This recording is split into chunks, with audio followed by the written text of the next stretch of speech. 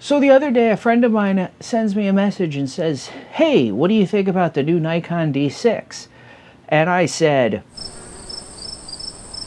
"What's up, everybody? Welcome back to a second episode of the vlog this week. Today I am talking about my impressions of Nikon's newly announced D6.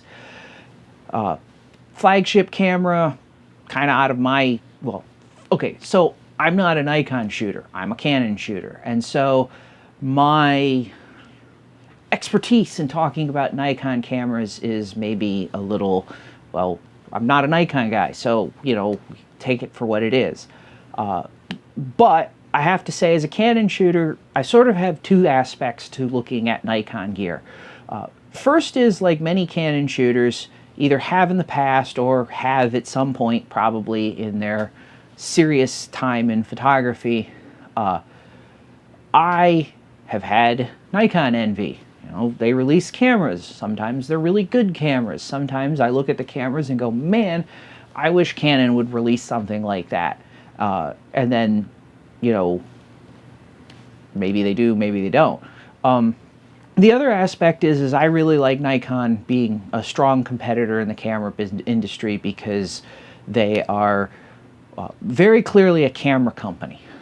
They do other things, but they are not a consumer like Sony is really a consumer electronics company that bought their way into doing cameras, picking up Minolta, and Sony does sensors really well, but fabricating a sensor and building a really good camera and a really good system around that camera are two different things.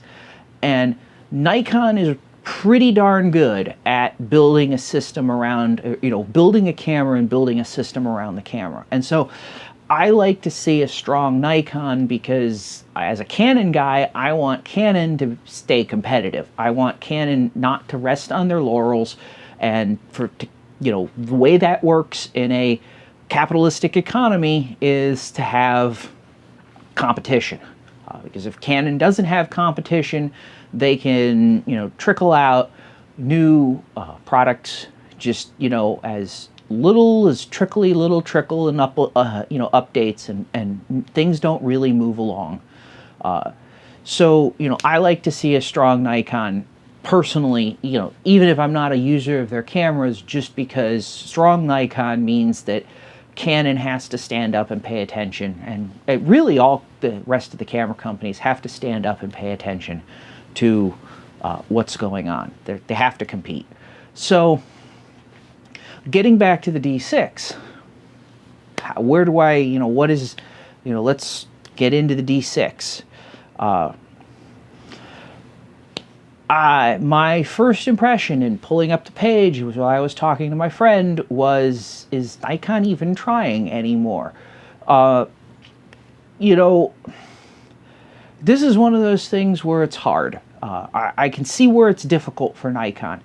Nikon isn't a huge company. Nikon doesn't have the divestment and the broad market control or base that Canon or Sony or Panasonic have.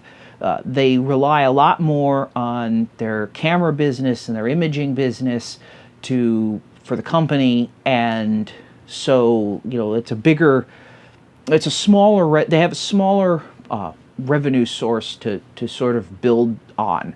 So if their imaging business is having trouble because, say, the camera industry or the camera market is collapsing or shrinking, then they have less money to work with versus, say, like Canon or Sony, where Canon, the vast majority of Canon's revenue, even at the peak of the digital camera, growth, peak of digital camera, or whatever you want to call it. I guess, yeah, the peak of digital cameras, the peak of the market. Even at that, the vast majority of Canon's revenue and income came from something other than cameras. It came from office equipment, it came from medical equipment, it came from a variety of sources.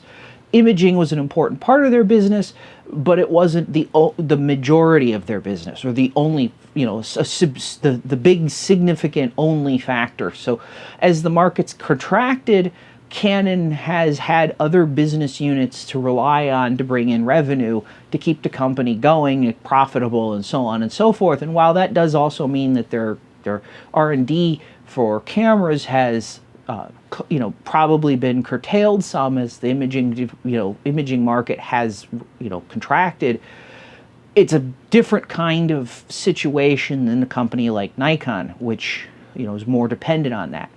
On top of that, Nikon tried to diversify a couple of years ago, bought into, I want to say it was a medical company or medical imaging company, and it kind of didn't work, and Nikon ended up writing down a substantial amount of money as a loss. They ended up laying off a lot of employees, engineers, etc. And I can't say for certain on this, obviously, but it's possible that Nikon right now is not the engineering powerhouse that they used to be when it comes to camera gear. So it may not even really be that Nikon doesn't want to or isn't paying attention to what they need to be to have a really interesting competitive camera. I mean, like, there's three questions or three possibilities here. One is they actually are talking to their photographers, and this is what their photographers are telling them they want. I don't know how much I believe that, because I have friends who are Nikon NPS shooters that are fairly, know a lot of the people in the NPS chain of command, and nothing they've ever said has ever gone anywhere or been relayed up the chain of command or anything like that. Now, they're not big name photographers, but you would think if Nikon was super interested in what what their photographers were doing, then Nikon would be talking to sort of, or listening to sort of all of their photographers, because the rank and file sports journalist or photojournalist who's shooting with a D6 is just as valid of a source of information as the, super name out there, photojournalist. I'm trying to think of an example, but like a Nikon ambassador level person. Just because they're a Nikon ambassador doesn't necessarily mean they have or should have, or inherently do have, a better understanding of what's needed in a camera or what's needed in a camera. And so, as a company, Nikon, if they are talking to just their ambassadors, they really should be talking to sort of all of their journalists or whatnot. And I mean, I could say, compare this sort of to Canon. I've been invited twice. I haven't been able to go for various reasons, but I have been invited twice in the last year. I'm a lowly CPS silver member with a couple of registered cameras through Canon and not a huge name photographer, but I've been invited twice to go to Canon's offices for focus groups that I haven't been able to attend due to reasons of scheduling conflicts. But obviously somebody's obviously it seems like Canon is asking, either randomly or however, but they are asking and inviting their photographers to talk to them about cameras, software, the environment that they're working on around the whole ecosystem, etc. And I've never heard this from a Nikon person of, either a Nikon NPS member or whatever. I've never heard of them being invited to a focus group. So that's one option. They're listening to what photographers want, and they're giving photographers what they want. The other option, of course, is that Nikon is just sort of doing as best they can. Limited engineering resources means limited sort of ability to go out and do things, to sort of reach. I don't know how much, I mean, that could be a significant part of it. I don't know, but that's certainly a possibility. And the third possibility is that they aren't, through corporate mechanisms or, culture or whatever, they're not looking at the big picture, or they're not looking at the bigger picture, or they're too busy doing sort of damage control internally with respect to, like, getting their lunch eaten, so to speak. I mean, Sony made a big deal a year ago, or this time last year, about having taken the #2 spot in full-frame cameras in North America, and of course doing some research into market share and sales and so forth. That pretty much meant they displaced Nikon, because Canon was far enough ahead of Nikon that they weren't going to displace Canon, and you know you see what I'm saying. So when you're in a position as a corporation or company, and even an individual, of having to sort of defend your position, you kind of double down on what you know. You don't necessarily strike out so much into what you don't know, and so that's a possibility. So I'm not sure what's going on at Nikon. It could be sort of the perception of delivering what their users want. It could just be that they don't have the resources, so they're doing the best they can with the resources they have, as you know, as best they can. And this is just sort of the culmination of what they can do, as opposed to, you know, necessarily what they really want to do. So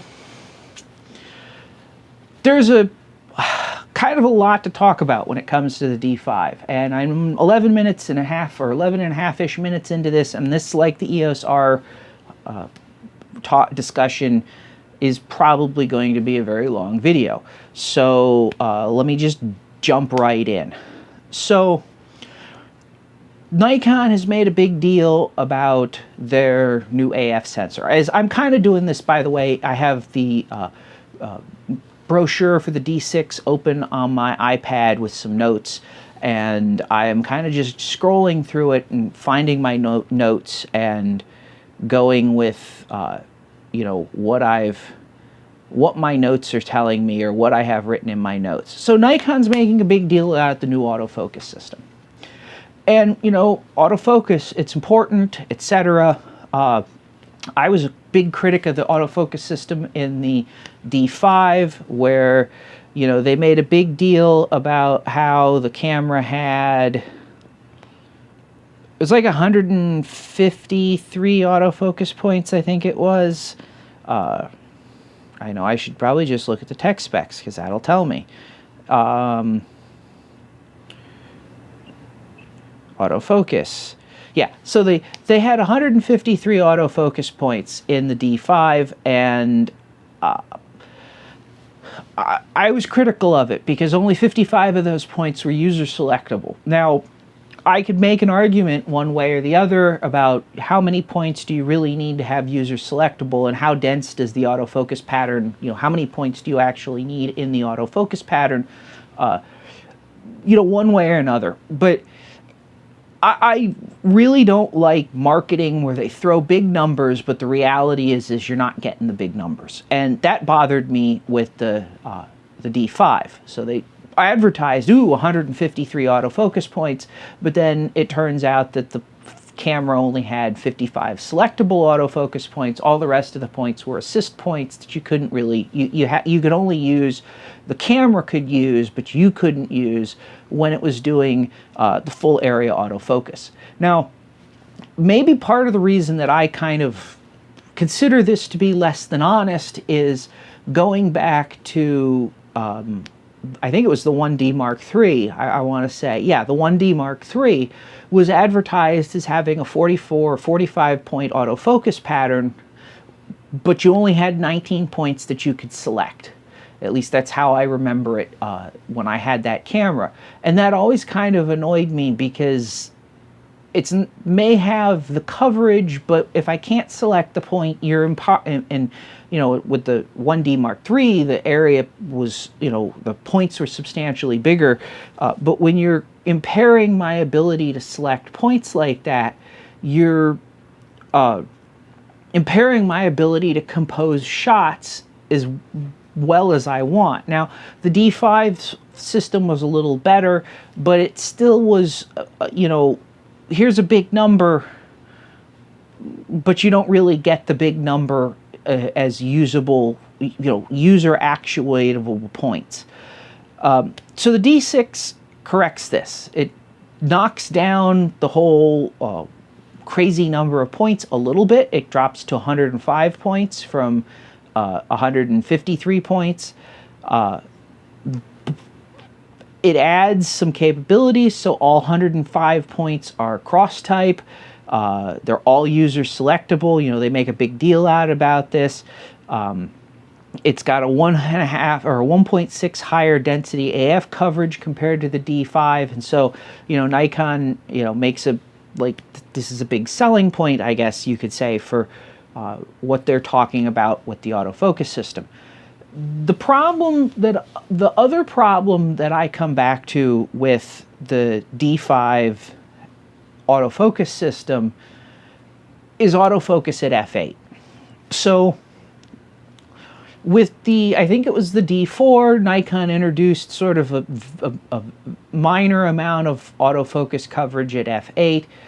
With the D5, they actually made it worse. They contracted the coverage some, and I have not found out exactly or figured out exactly what the coverage is in the D6 because they don't talk about it, other than to say that only the 15 central autofocus points are available with a lens and teleconverter aperture with a max aperture of f8. Now,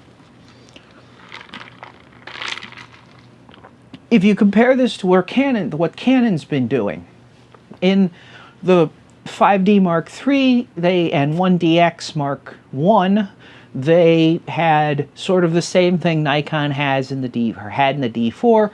A few central points were capable of autofocus at f8 with a, you know, the right lens and teleconverter.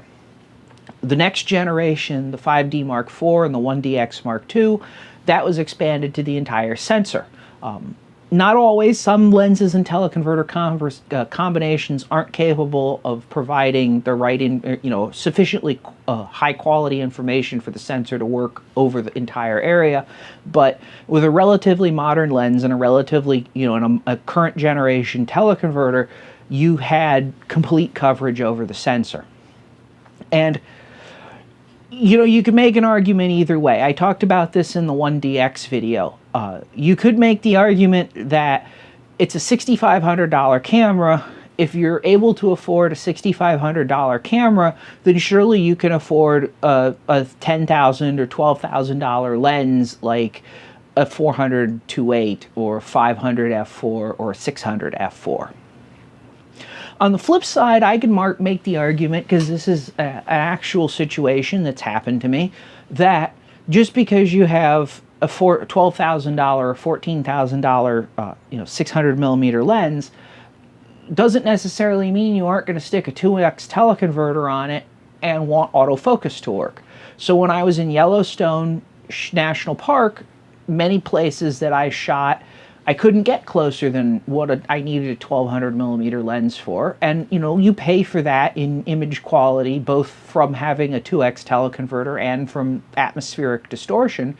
But you could still get a good image with that combination, a 600 f4 and a 12x teleconverter or a 2x teleconverter, giving you a 500 or a 1200 f8, and having the full autofocus system available and capable of doing the whole shoot and match, all of its capabilities is advantageous. And that's on the big heavy end, and that's not an unreasonable position to talk about for a camera like a D6 or a 1DX, or in my case, I was using a 5D Mark IV.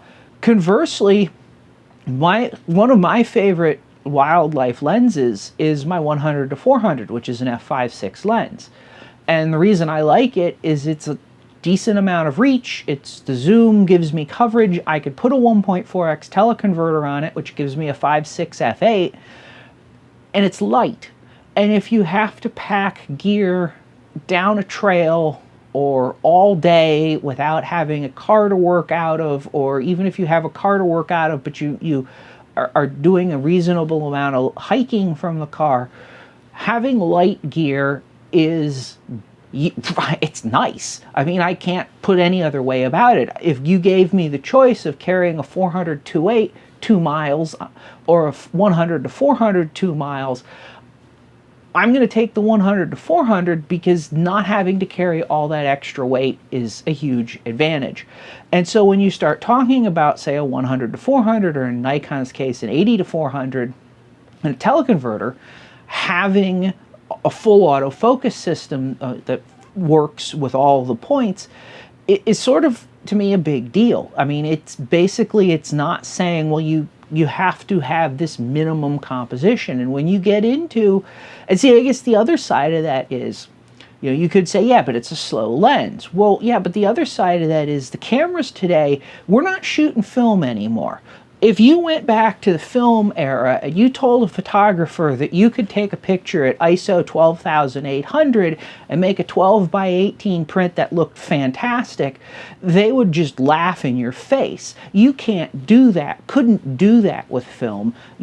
I mean, absolutely couldn't do that with film. You couldn't do that with digital cameras until maybe 5 years ago, the last generation. So the D5, the 1DX Mark II, well, the 1DX Mark I maybe, the 5D Mark III, the D850, etc. I mean, that class of camera has pushed ISO capabilities to a point where, as photographers, I think we forget just how good we have it now, in that, like, when I was photographing bears, black bears in a river, under a rainforest in Alaska on a rainy day, I could sit there with my 100 to 400 with a 1.4 teleconverter on it, shooting 1,000th of a second at ISO 6400 or ISO 8000 and get perfectly good pictures. You know, I mean, would I like to have shot at a lower ISO? Well, sure. Would I have liked to have shot, you know, with less noise? Well, sure. But when in the long run, the situation, it basically comes down to the images were more than good enough to make prints from. And that's, for me at least, that's where I draw the line. If I can make a print and the print looks good at a reasonable viewing distance, I mean, you know, not like your nose right up against the print, but if the print looks good from reasonable viewing distances, then the image quality is more than adequate at that ISO, etc. So this has been a long-running sort of, I would say, issue with Nikon's autofocus systems. They've gone through 3 iterations now where the f8 coverage hasn't improved. The D4 had arguably the widest amount of coverage. The D5 had actually narrowed the coverage. I'm not entirely sure where it sits with the D6 because, as I said, they don't have anything in the brochure showing the coverage at f8 like they have in the past. But 15 available points out of the 105 selectable, the central 15 is not an awful lot of coverage, you know, for that lens, and or for that aperture, and it's certainly not like it can't be done because Canon's doing it. Canon's, even the 193 point system in the 1DX Mark III that was just released can do f8 across the entire frame. So 15 points at f8 is not an especially big or especially huge feature, in my opinion, when it comes to the autofocus system. Scrolling along further, moving on. One of the points that Nikon is advertising is the fine-tune functionality. It's now apparently you can make adjustments for wide angle and telephoto, and the wide angle and telephoto positions of zoom lenses. Again, why is this just happening now? So the thing with autofocus micro adjustments is they're a niche thing to start with. The vast majority of users for a camera don't need autofocus micro adjustments. but they're software. They're not, you don't need, the camera doesn't need special hardware to do autofocus micro adjustments. It just needs the software to save the information and for the lens, and a way to detect and, detect the lens, which it should already be able to do because it can read the serial number from the lens. It can read the model number information for the lens, because that stuff gets stored in the EXIF data for your pictures usually anyway. But it's just software. And why is it like software? This is the thing about, like, with it when it comes to cameras and stuff, is software is so easy and so cheap compared to doing better hardware. The software should be sort of one of these things that's always kind of leading the field, because if it's a software only feature, it, like, you shouldn't have to wait until 2020. I mean, autofocus micro adjusts have been in professional level cameras for at least a decade now, I think, that or the better part of a decade at least. You shouldn't have to wait as a Nikon user until 2020 for there to be wide and telephoto autofocus micro adjusts. Olympus had that in their cameras like ages ago. Canon has had it. My 5D Mark IV from 4 years ago does it. I don't remember if my 5D Mark III from 2012 did it, but again, that's like 8 years ago that, was sort of when this transition between 8 and 4 years ago was when this transition was happening. And it's software. It's not a, it's just software. It's not like they have to put millions of dollars into sensor R&D or hardware or mirror mechanism R&D or something like that to add it to their cameras. Why did it take this long? For that, and with that respect, they also go on to say, and this is really weird to me, also with the AFS Nikkor 120-300 f2.8, lots of letters, the AFS 180 to 400 f4 teleconverter, lots of letters, and the 500mm PF, the camera can remember unique AF fine-tuning values for the individual lenses. What? Like, is this something that was lost in translation, or is it really that it can only do this with those 3 lenses? Because if I flip back to Canon cameras for since at least 2016, and I think even before that, but I'd have to check manuals for cameras that I don't own anymore. Every lens that Canon has a serial number in the lens, and that's how the camera saves what the lens is being tuned with. And like I said, since at least 2015, 2016, since at least the 5D Mark IV and the 1DX Mark II, if not earlier than that, that's how Canon saves their autofocus fine-tune information. So it doesn't matter if you have multiples of the same lens, they always become, or they always have their own unique fine-tune information, because the camera is using the serial number of the lens to pull that up. So I'm pretty sure Nikon lenses have serial numbers in them, or should have serial numbers in them in the metadata.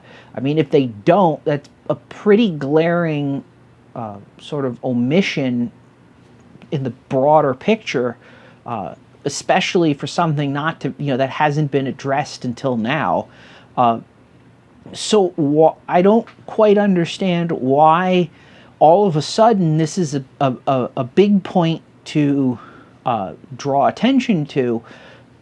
Clearly it's new because they're talking about it in the brochure, but again, this is something that seems to me like it should have been there many generations ago. It should have been a standard design thing for Nikon lenses from many generations ago, just to have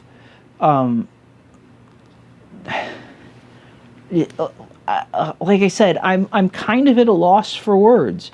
And again, this is one of those things where I find myself going like, you see things, Nikon has like their moments of brilliance. The autofocus fine tune that debuted in the D850 and the D4 or D5. I think it debuted in those. It's certainly in the D6.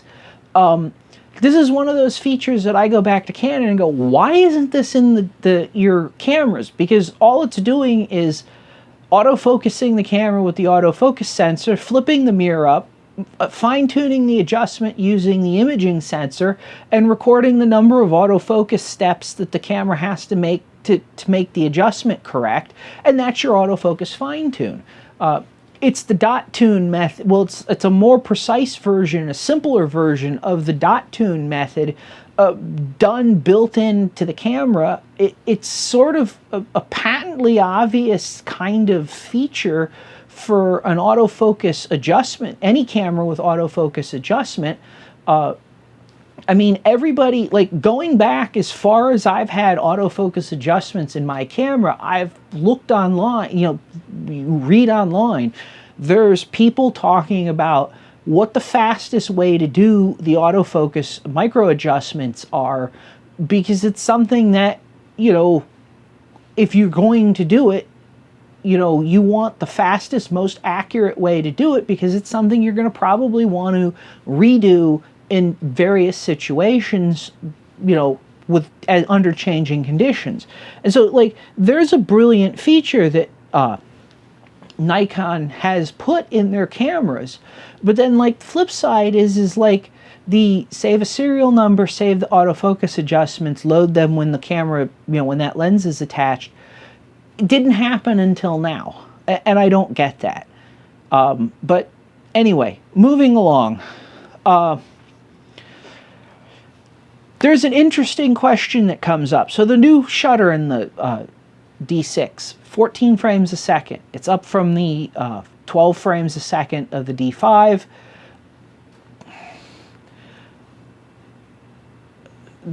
So this is where, I mean, if I compare it to, like, the 1DX Mark III, well, essentially, they're now on par with Canon's 1DX Mark II, which is 4 years old. They are 2 frames a second behind the mechanical shutter of the 1DX Mark III, and 6 frames a second behind the 1DX Mark III's electronic shutter. So they're talking about, not a big jump here in terms of, I mean, it's not bad. It's certainly forward progress. But if you look at, Sony's doing 24 megapixels at 20 frames a second. Canon's doing 20 megapixels at 20 frames a second, or up to 20 frames a second. Nikon's doing 14 frames a second. Nikon's now doing 20 megapixels or 20.8 megapixels at 14 frames a second. No talk about, like, a faster electronic shutter mode, no talk about, anything like that. And there is sort of a faster electronic shutter mode, but I'll get to that in a second. But it's like, that's sort of lagging behind what all the rest of the competition is doing. And it gets worse in some respects. Now, Nikon says the camera can maintain this amazing speed for up to 200 frames of JPEG fine. Well, a 200 frame buffer is not really that impressive, especially a 200 frame JPEG buffer. JPEGs are like the easiest case in a lot of respects because they're small, and the biggest limiting factor in most modern cameras in terms of frame rate is writing out to the cards. And so 200 frames should be like 10,000 frames or something like that. It should be basically indefinite. And on top of that, the part that really I find sort of bizarro about this is the camera uses CF Express or XQD. It's sort of the same thing. CF Express is the standard option, or the standard format, the industry standard format. XQD is the Sony proprietary thing that led to CF Express. CF Express has a crap ton of bandwidth. The D5, the D6, they should essentially be able to shoot indefinitely with in RAW with a CF Express card. With, you know, so I don't really, like, this confuses me. And again, this is one of those things where I just have to wonder, is something did something get lost in the translation? Is it really limited to 200 frames, like as in there's a software limit for 200 frames? Is it a software limit for JPEGs and like RAWs would be unlimited? But then if RAWs are unlimited, why would you not advertise this as basically an unlimited RAW buffer? Whereas if you flip back again, comparing it to the 1DX Mark III, because I mean, these are the two flagship cameras from what you could argue are the flagship camera companies. The 1DX Mark III advertises 1,000 plus frames RAW plus JPEG, which is not quite as demanding as RAW plus HEIF or HIF or however you pronounce that, but 1,000 plus frames. I mean, Canon basically says, if you read the little asterisk, more if your cards are fast enough. And of course, if you're shooting RAW, you don't have that extra overhead of the JPEG. You know, it's just like go, like, you know, unlimited. So I don't fully understand, again, this certainly, like, I don't understand if this is a limitation, if this is a software limitation. It seems really weird to me that if you can have a camera, or if you have a camera that should have the right capabilities, the bandwidth to the flash card to shoot essentially unrestricted, why you would put a software restriction in the side, or why there would be a tweaked, you know, like why JPEG would be a limiting factor. The JPEG processing hardware in the camera's processor should be more than adequate to keep up with 14 frames a second at 20 megapixels. You know, like, I don't, you know, this is, hardware JPEG compression is such a solved problem at this point. It's been done for so long that there's really no reason that the camera shouldn't be able to hack that. But so then they go on to the next thing, which is high-speed frame capture mode. And they go on to make a big deal about how the D6 is able to take 2 megapixel images at approximately 60 frames a second and 8 megapixel images at approximately 30 frames a second. And my question is, when you read about this, it's video.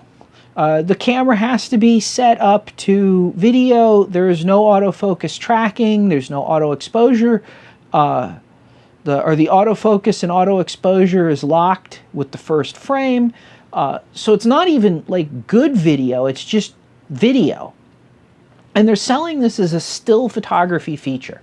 Now, I had thought maybe when I started reading about the whole thing that, you know, maybe what they were doing is somehow were recording raw images and, you know, doing something. They were lower resolution, but they were still raw images. You know, so you could have a 14-bit RAW at 60, you know, 14-bit 2 megapixel RAW shot at 60 frames a second, and they were doing it like video, or using the video system sort of to put that out. And that may be the case. They're not clear in the camera what the actual like image file that is being kicked out is, but then I started thinking about sort of the next question, which is, well, if I'm shooting a 2 megapixel image, which is full HD, 1080p, that's what the camera has to be set to in video mode to get the 2 megapixel stills. But if I'm shooting 2 megapixel images, why do I really care if they're 14-bit? Because I'm giving up so much resolution at 2 megapixels that giving up, dropping down essentially to 8-bit JPEG isn't really going to matter that much. In fact, I have a hard time seeing or coming up with a situation where this whole shooting stills at 60 frames, 2 megapixel stills at 60 frames a second makes a lot of sense. And makes a lot of sense compared to, say, just shooting, say, 12-bit compressed video and grabbing 12-bit compressed all-eye video and grabbing stills out of that, which is going to basically do the same thing, in basically the same way. It's just a little bit different in the way it's approached. So like on my 5D Mark IV, if I shoot in 4K, I can step through the video frame by frame and extract frames as still images in the camera. Of course, I can always do that in my NLE, regardless of the format, on the desktop. But in the camera, I can extract an 8.3 megapixel image from the full 4K video. And so that's the flip side too. The other thing is that their 8 megapixel 30 frame per second video or still images are just UHD. It's 4K. It's not, that's what they're basically giving you. So again, I'm not entirely sure why this has worked out or what Nikon's getting at. This feels to me, so I guess this is as good of any time to talk about video, because the video capabilities of the D6 are not impressive at all. It can shoot 4K UHD, so only the consumer aspect, 16:9 aspect. It can't do DCI 4K, which is the wider cinema style or cinema aimed aspect ratio. It can only do, like I said, so it can only do DCI 4K and 1080p, 1080p and 720p. Frame rates are limited to 30 frames a second for 4K, 60 frames a second for 1080p and 720p. So when I say limited to, so I'm talking, in 4K it can shoot 30 frames a second, 25 frames a second, 24 frames a second. In 1080p and 720p it can shoot 60 frames a second, 50 frames a second, 30 frames, 25, and 24 frames a second. So, that's where it's limited to. And this isn't really impressive. I mean, compare it to the 1DX, which will do 60 frames a second, or the 1DX Mark III, which will do 60 frames a second all the way up to 5.5K RAW. It shoots 5.5K RAW. There is no RAW video mode, at least that I can see anywhere in any of the literature for the D6. There's no RAW video mode. So this is where I run into a problem. So the video on SLR or video on still camera ship has sailed. The genie's out of the bottle. All the nations have the nuclear weapons, however you want to think about it. But the simple reality is video is in still cameras. If you don't like it as a still photographer, don't use it. But not only is it there, it's been demonstrated repeatedly over and over from brand across the boards, across generations, that you're not losing still camera performance because of the video features being there. So fighting against that is not a good move, and not super embracing it, which is what it seems to me that Nikon is doing. They're not really embracing video. So like Canon is definitely behind video and still cameras. You cannot look at the 1DX Mark III with 5.5K raw video. So like cinema grade video. The inclusion in DCI 4K as well as standard UHD 4K in the 1DX Mark III. The announcement of the EOS R5 with 8K, which to me is just like mind, like I don't even know if that's like why that is super needed, but you know, 8K is a 35 megapixel image. That's a heck of a thing if you want to pull stills and shoot really fast-paced wildlife or whatever. I mean, if the 5D or the 5R can shoot 8K with autofocus, which I don't know if it will, but just if it can do 8K with autofocus and in an IPB format or RAW, like you get into a situation as a photographer where you want to shoot super fast action, like, you know, bears fighting or something like that. You flip the camera to video mode, you hit record, and you just roll, because a 35 megapixel image is a lot of information to make a print from. You know, like I don't even get that shooting stills, full sensor stills out of my 5D. I get 30 megapixels, my Mark IVs. So, you know, that's a big deal. And here's the thing from a business perspective. And this is where, to me, what it really comes down to. There is a bigger market to sell cameras to still photographers plus videographers than there is to sell cameras to still photographers. And the number of still photographers who are going to say, I'm not buying that camera because it has video capabilities, is probably approaching zero to start with. But even if you consider that as a market that you want to deal with, or you're concerned about dealing with, even if you consider that to be a problem, that you need to worry about that market segment, then the number of photographers that you will lose who go, I'm not buying a camera that has this sophisticated video capabilities, to a competition or to not upgrading, is dwarfed by the number of photographers that will buy a camera because it has video capabilities. Canon Canon learned that lesson with the 5D Mark II. From what I've seen anecdotally, from terms of sales reports and stories from people inside of Canon, they sold as many 5D Mark IIs to videographers as they sold to still photographers.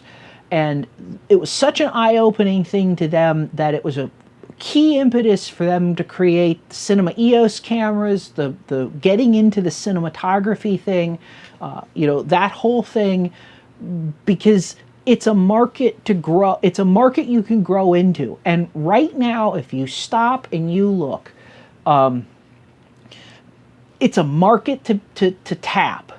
Netflix and Amazon in 2019 or 2020, it was either last year or will be this year, are spending $1 billion each, is the number that I've seen quoted in various trade or news articles, on original video content. YouTube is a massive platform.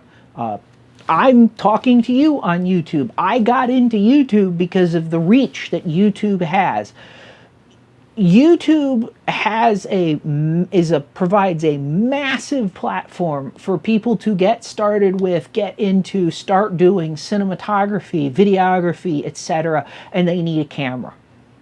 And some of those people especially when you start talking about the people that are shooting for Netflix, the people that are shooting for Amazon Prime Video, the people that are doing original, significant higher budget original content. They're going to be looking for features like DCI 4K. They're going to be looking for features like log, gammas, 10 and 12-bit recording modes. They're going to be looking for features like 8K. Again, I still think it's sort of mind-blowing to me that where the value proposition is in 8K resolution, but it's certainly there, and the high-end people are going to be looking at it, and there's more and more and more situations where, in the past, if you wanted to mount a camera on a car, you were talking about a really expensive cinema rig, or you didn't get good footage. Now you're talking about maybe a $3,000 mirrorless camera or a $6,500 DSLR. And if it gets destroyed, it is not a massive loss. It is not a $65,000, $70,000, $100,000 camera that just got destroyed that your insurance is writing off or whatever, and people are not happy about the fact that that camera got destroyed. Not fully getting behind video at this point in time, to me, it is not a wise move for a camera manufacturer. And if you look at what's going on, at what the competition is doing, yes, I know Canon Z6s are supposed to be getting something with an Atmos recorder and ProRes or ProRes RAW or something like that. But like, if you look at what the competition's doing, Sony's doing video across the board. Canon is pushing video in everything now, more and more 4K, 8K, RAW, etc. Their cinema cameras.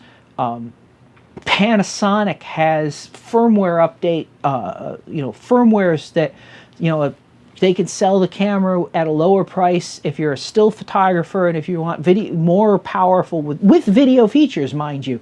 The Panasonic cameras, are coming with video features, but if you want the full cinematography kind of log gamma suites and all of that, you pay a reasonably smallish fee to Panasonic. You get a firmware update, you plug it in your camera, and you get full-on sort of cinematography, cinema-level recording capabilities. And that's not happening, here with Nikon. There's no 60 frames per second. You could argue, well, who needs 60 frames a second? Well, lots of content now is getting shot in 60 frames a second. In fact, Linus Sebastian from Linus Tech Tips just had a discussion in one of his WAN show vlogs where he was talking about they're restarting a channel that they used to do that was kind of silly entertainment stuff. And he was talking with his videographers about the fact that they probably will need to shoot it at 60 frames a second. And some of his videographers were notably upset at that. Except, like, his argument is there's a lot of people on YouTube that are doing a similar style of what they were trying to accomplish in their channel, and going to 30 frames a second or 24 frames a second was going to be a problem because the audience of that kind of content expects it to be in 60p.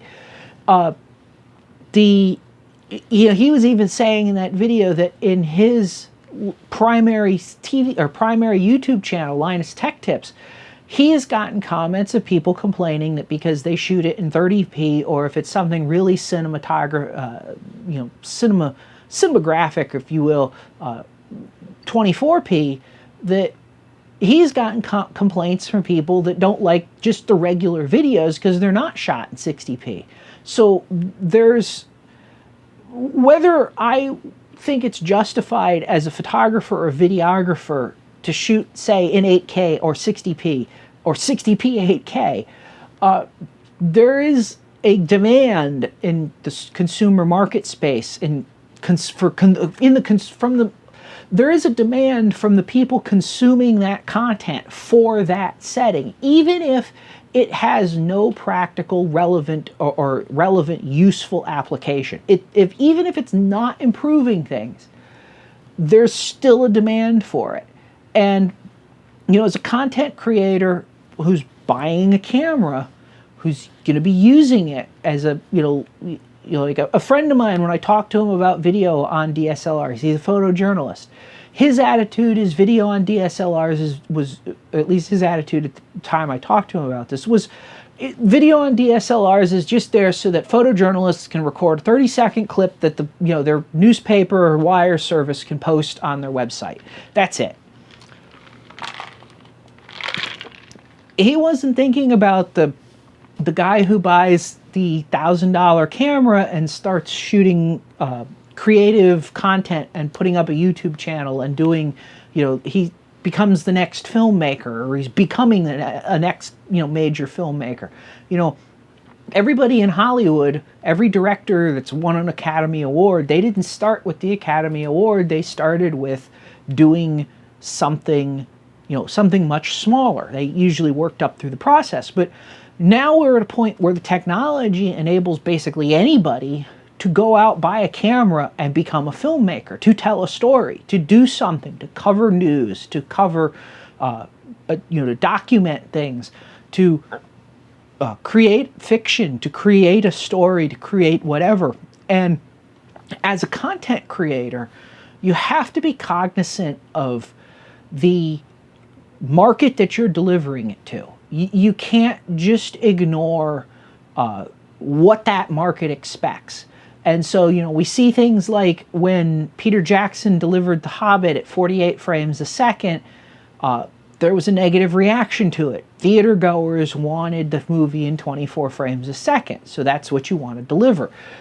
Conversely, when you start talking about content being watched on phones and computers, 60 frames a second is much more common, or at least prevalent or accepted, or in some cases demanded, because it's smoother and people want the smoother picture in a lot of situations. And so, not having that capability, Nikon not going whole hog on this, I don't know if it's because they don't know how, or they're afraid to, or the photographers they're talking to are not the photographers they need to be talking to. Maybe they should be talking to people who are, again, to draw back an inference from Canon. When Canon started doing the cinema EOS cameras, they talked about this early on. They went to filmmakers in Hollywood and filmmakers doing TV shows and asked them what they wanted in a camera. And, this is one of those, everything's driven by the end consumer in some respects. A consumer expects a certain frame rate or a certain resolution for content. The filmmaker, if they're not providing that, the consumer is less likely to watch that content. I'm not going to say they won't watch it, but they may be less likely to watch it, or they may not watch more content from that creator or whatever, or they will complain to Netflix that, your original content's nice, but it's jerky. I don't like that. I'll go somewhere else. I won't watch it.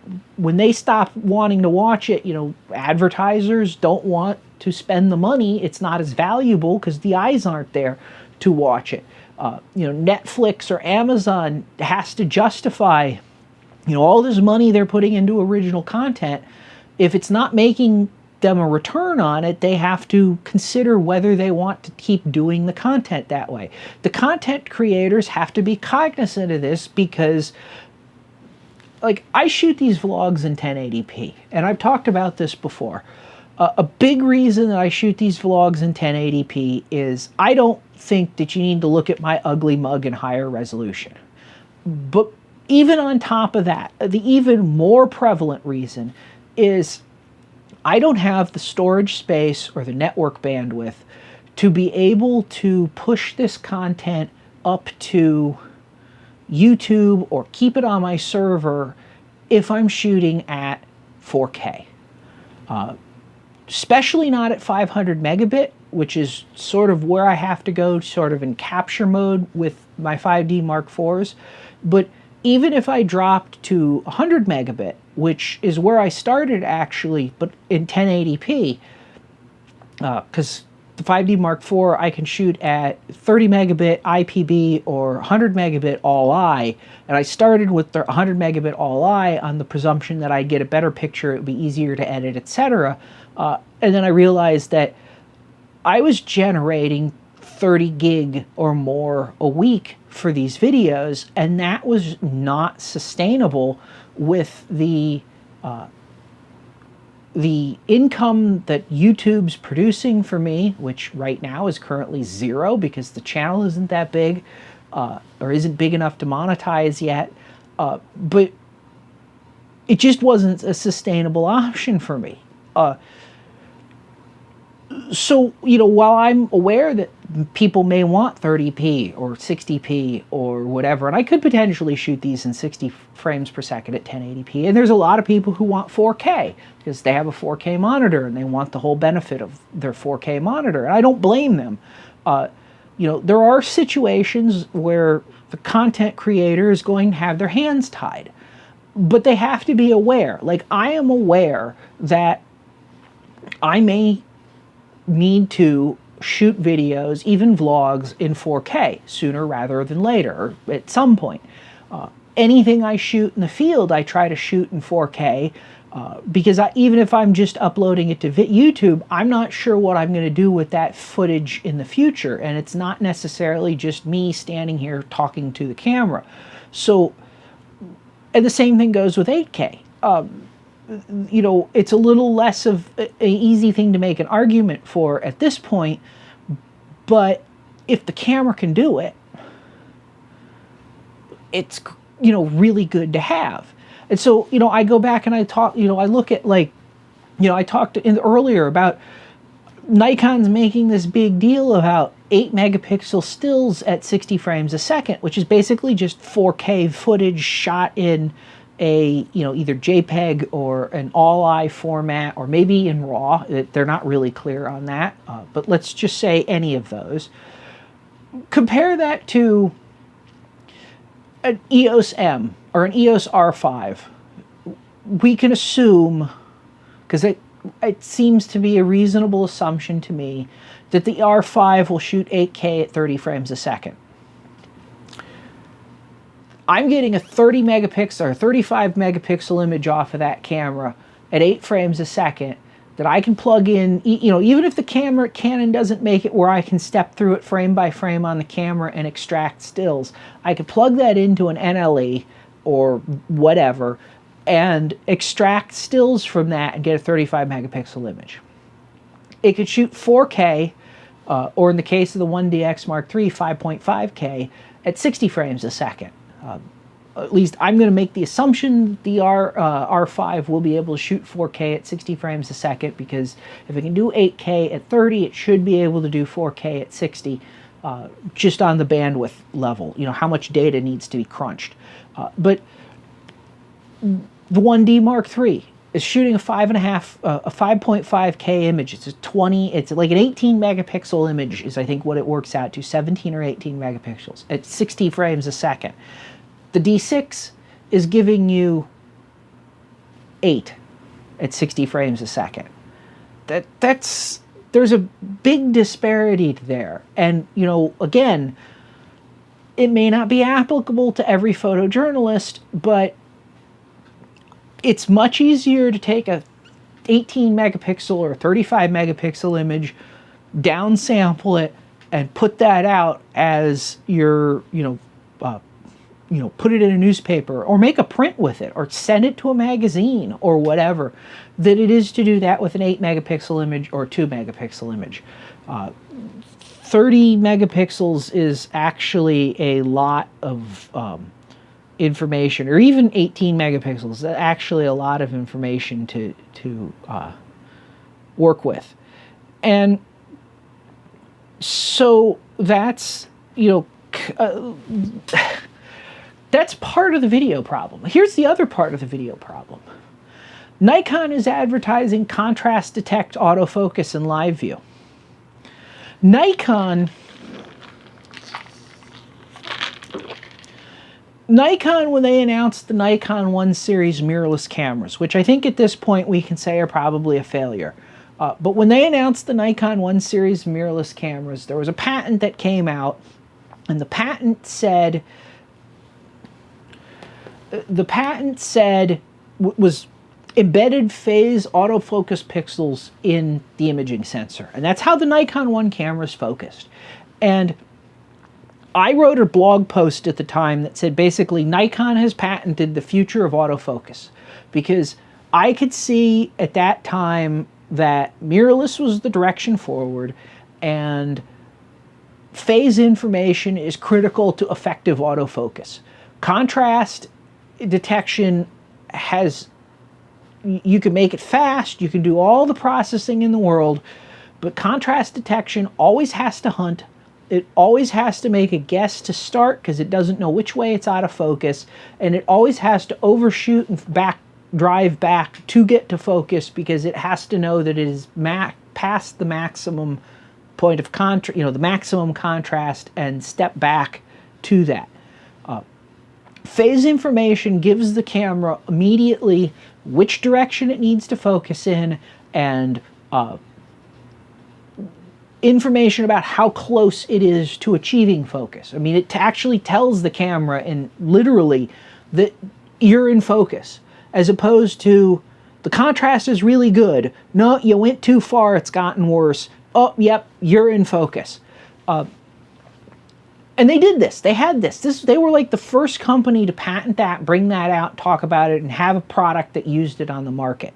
Canon subsequently started doing that. Sony still does phase pixels in their cameras. The Alpha 9 is, I mean, when the first gen Alpha 9 came out, there was a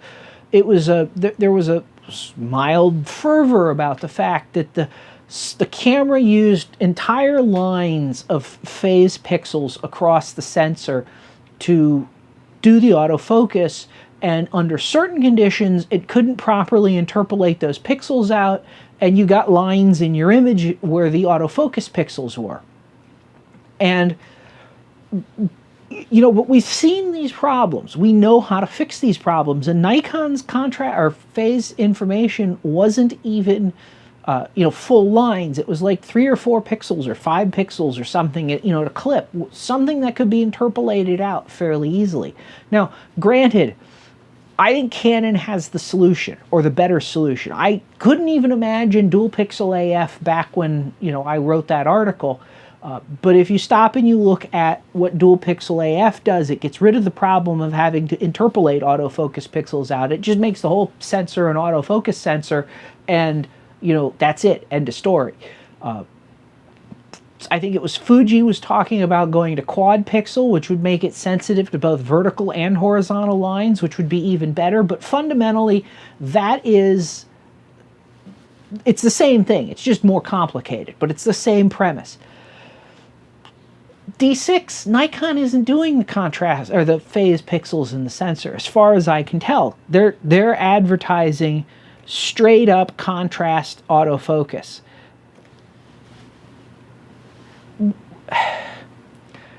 That poses to me a real problem, because I could sit here and I could do this video, and as I'm doing this video, I'm talking to you with my camera. It's set to face tracking autofocus, and it is not constantly losing my face and focusing somewhere else and having a fit, and every time the focus needs to change for whatever reason, say I lean forward or whatnot, every time the focus needs to change, it smoothly focuses to the new place. It doesn't overshoot and come back. You don't see the picture, you don't see it focus behind me and then come forward because it doesn't know which way it needs to focus. It works fantastically well, having phase information, whichever way you get it. And I don't know why Nikon wouldn't do something like that in their flagship camera. They certainly have had enough time with the technology, the embedded phase pixels, to be able to do something effective with it.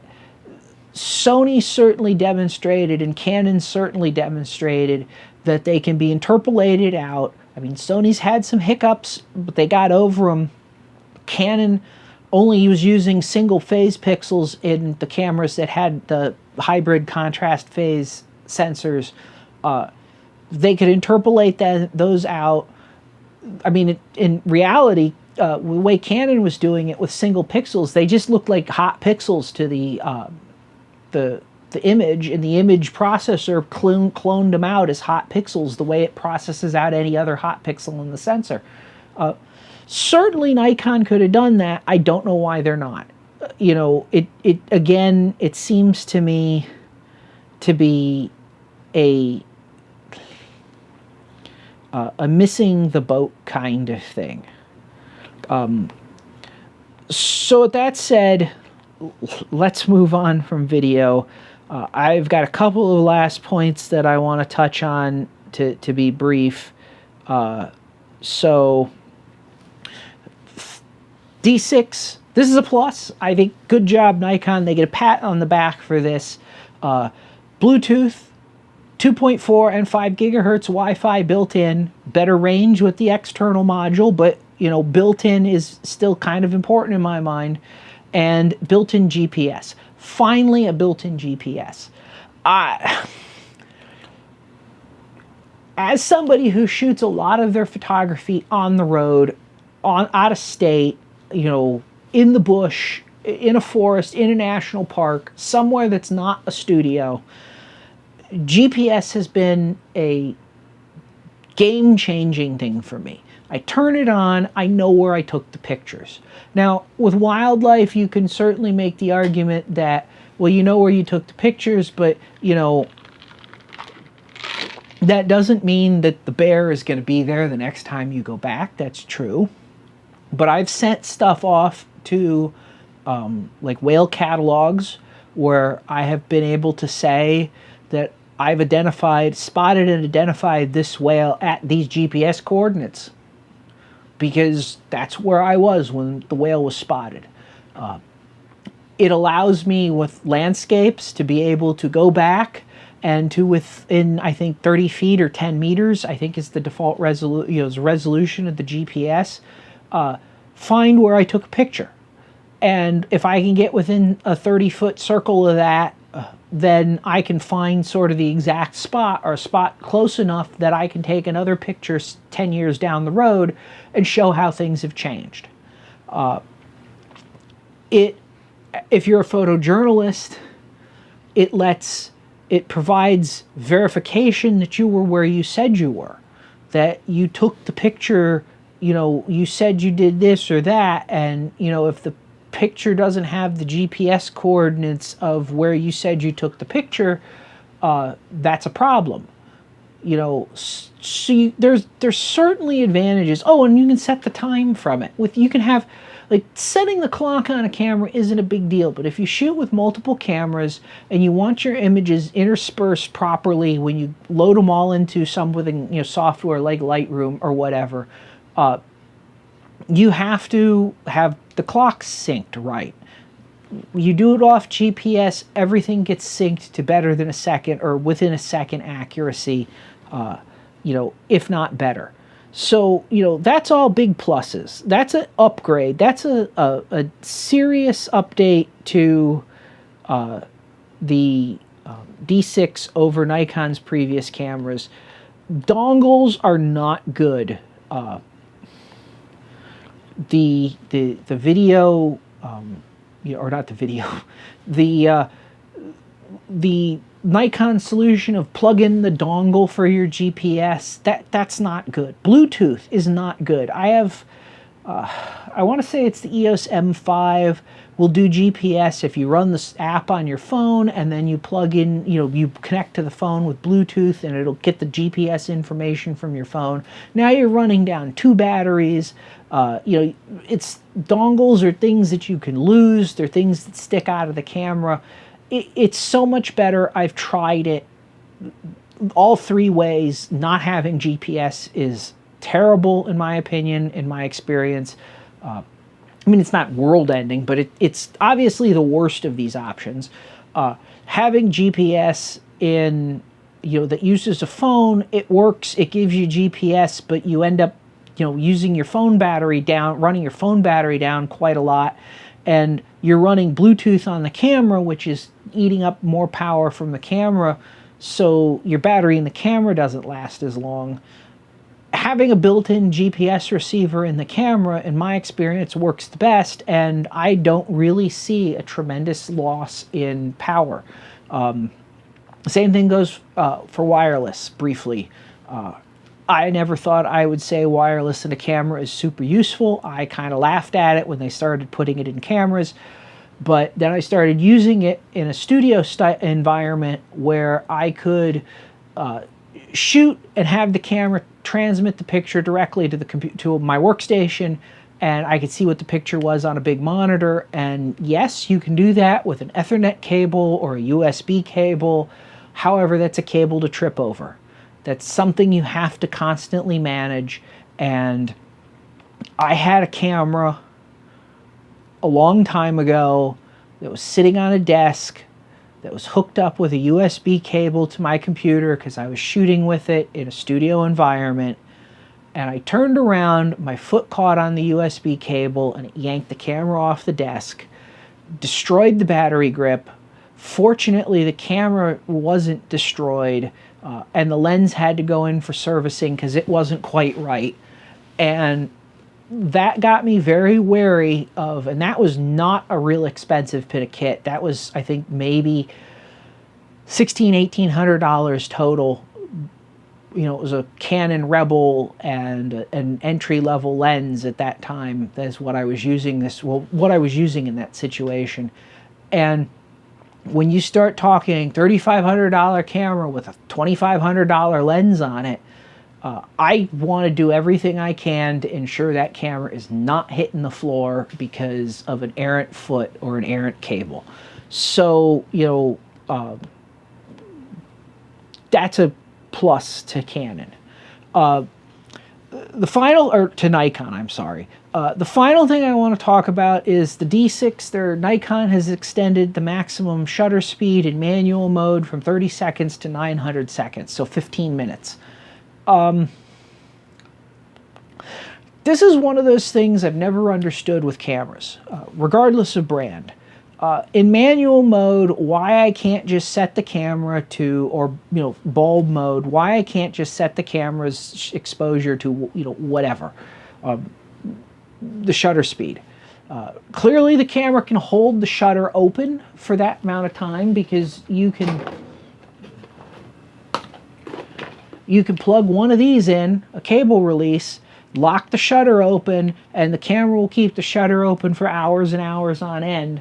And if the cable release has a bulb timer on it, do that fairly accurately. I'm not sure. I've never understood why this is such a big deal to have efficiently built into the camera.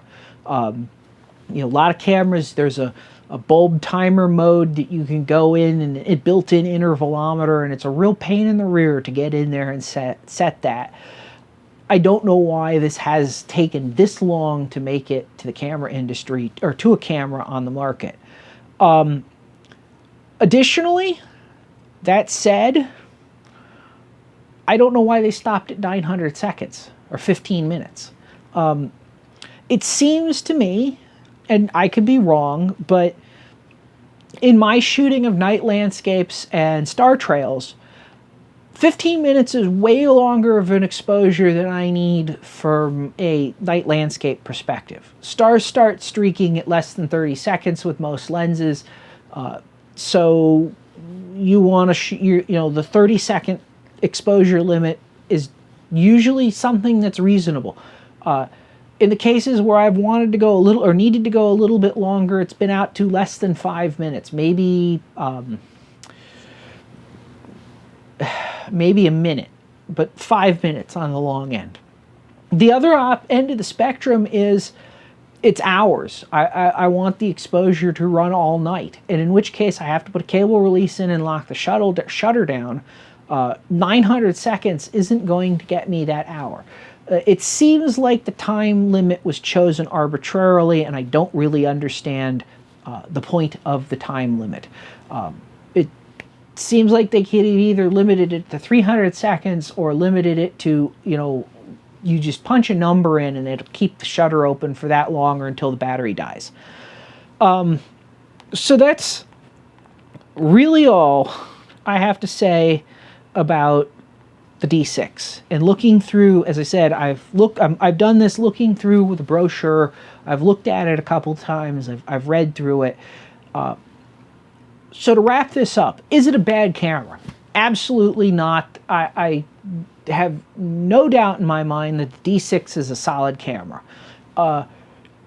Is it a camera you need to upgrade a D5 to? Oh, gee, I totally forgot the one important thing. Same ISO range as the D5. Expanded range from 50 to 3.2 million.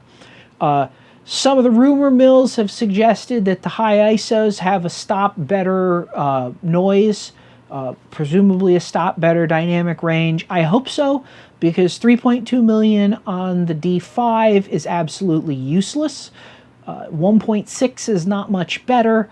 800,000 is probably the highest you'd ever want to shoot. In fact, I think it's really telling that Nikon advertises 3.2 million and they made a big deal about this with the D5.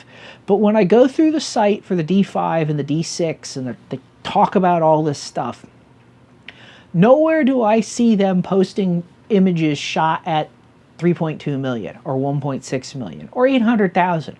They've got some images shot at 102,000 or whatever it is, 100,000, which is the highest base ISO. The base ISO range is 100 to 102,000.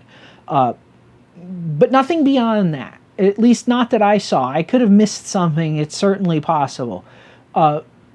It strikes me as sort of a big thing if you're not actually showing the video or showing images shot at these high ISOs. Now, if we go back and look at what the D5 turned out at ISO 3.2 million, you had less than a stop of dynamic range. The pictures, you know, and looking at pictures that I've seen shot with that camera, the pictures were almost unintelligible. You certainly couldn't go or print them in a newspaper and have somebody make sense of what they were looking at. A stop more would be better if they can actually get that.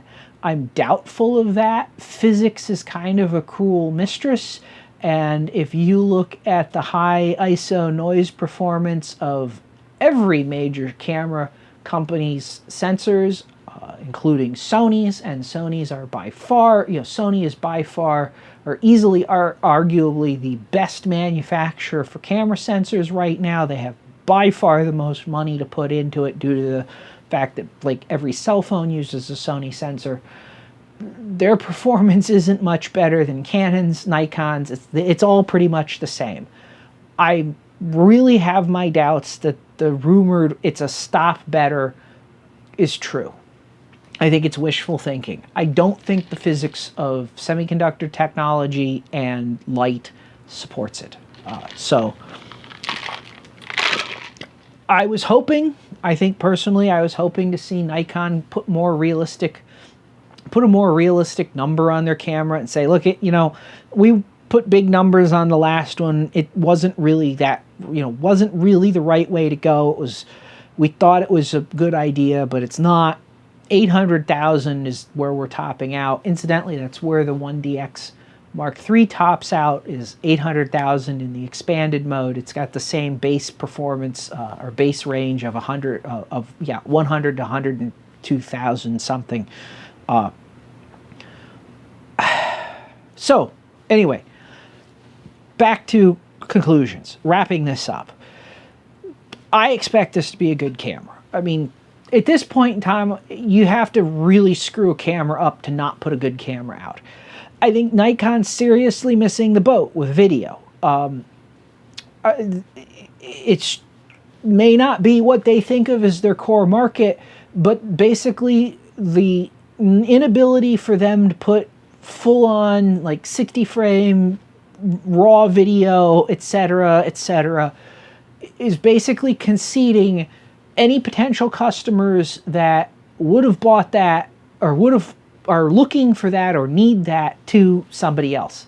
Canon, Sony.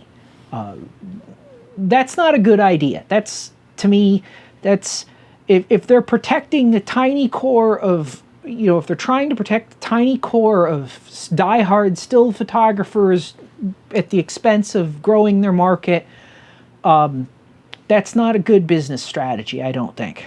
So the video is disappointing. The continued push for ridiculously high ISOs is a little disappointing to me. Otherwise, I don't see any huge issues. If you passed on the D5, I mean, I guess this is where it really comes down to is, you know, is it worth buying the camera? Now, obviously, I'm not switching to Nikon for the camera, so it's not worth that much. I'd buy a 1DX Mark III before I bought a D5, but that's because I'd also have to, buy all new lenses. But if I was a Nikon user, just in my headspace thinking through this, if I was a Nikon user and I was shooting with a D4 or a D4S and I skipped the D5 because it didn't look like that big of an upgrade, or it was expensive for the upgrade, I might consider jumping to the D6. Alternatively, I might consider getting a D5 as the price has been pushed down and there's going to be a lot of people possibly jumping from D5s to D6s, and so there'll be D5s on the used market even cheaper, and the D5 is a very solid camera, and I'm not so totally convinced that the D6 is such a big upgrade from the D5 that you have to have it over the D5. If I owned a D5, I probably would be very content to stay with the D5. This is sort of a similar, there's an analogous situation on the Canon side of things. There's an analogous situation on the Canon side of things where the 1DX and 1DX Mark II and Mark III, the Mark III keeps the same resolution, pushes the frame rate 2 frames a second, at least for the mechanical shutter. And you could make sort of, it's analogous in that the two cameras are very similar in that respects to their predecessors.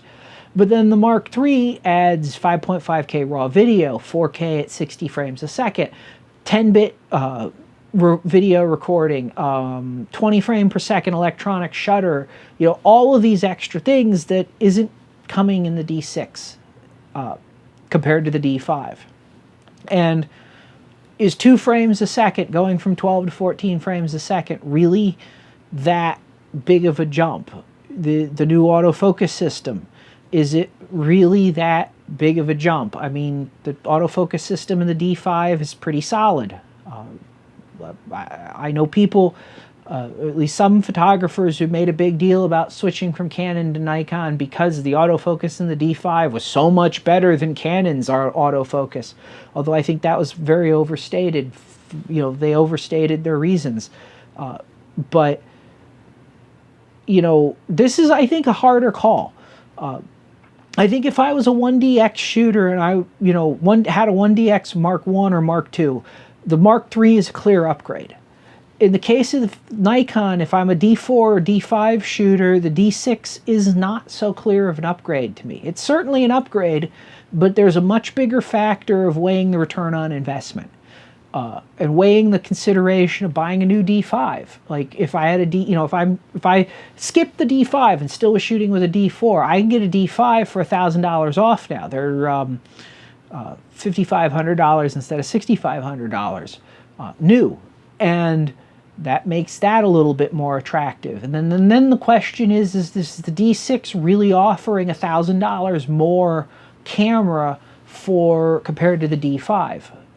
And I'm not sure it does. I'm also not sure that I'm maybe the person who should be talking about that, but since I am, that's my headspace on this. So with that said, this has run fantastically long. In fact, this has run longer than my EOS R announcement video, but then that was a lot less information to kind of go through because Canon didn't actually announce the camera. They just said, we're working on it. But anyway, if you have stuck around through this almost hour-and-a-half long video, thank you very much for hanging with me. If you thought this was interesting or useful to you, please smash the like button. If you have some thoughts on the camera, the D6, the upgrade proposition, you know, any of the stuff that I've talked about, or if you've got a correction, if I missed something or made a mistake, because, you know, there's a lot of information to digest on these cameras. You know, they've got manuals that are approaching 1,000 pages long in many cases. You know, please let me know in the comments. I would love to hear your thoughts on the matter. You know, again, I may have missed something. It's certainly possible. Please consider subscribing if you'd like to see more content like this or tech tips on camera gear. Now, if you're a Nikon guy, I'm sorry, most of my stuff is Canon related, so you know, that might not be so helpful for you, but I also try to do I also try to do general purpose stuff. And at some point, I will be comfortable enough with this whole video thing to actually go out into the world and start shooting videos on locations as I travel about various places and so on and so forth. So, you know, if that all sounds interesting, please consider subscribing. Finally, if you're like me and you like reading the technical content instead of listening to somebody talk about it, you know, as YouTube sort of forces you to do, I have articles on my website at pointsandfocus.com covering a whole swath of technical content on camera gear, reviews on camera gear, again, mostly Canon, not Nikon, and just talking about travel, the kind of gear requirements that I've found for things in the field for when you're traveling, and that kind of thing. So if that sounds interesting to you, again, please check out my website, pointsandfocus.com. I'll have a link in the description. Again, this has run super long for me. I don't like making videos this long, so if you've made it this far, thank you so much for watching, and I will see you next time.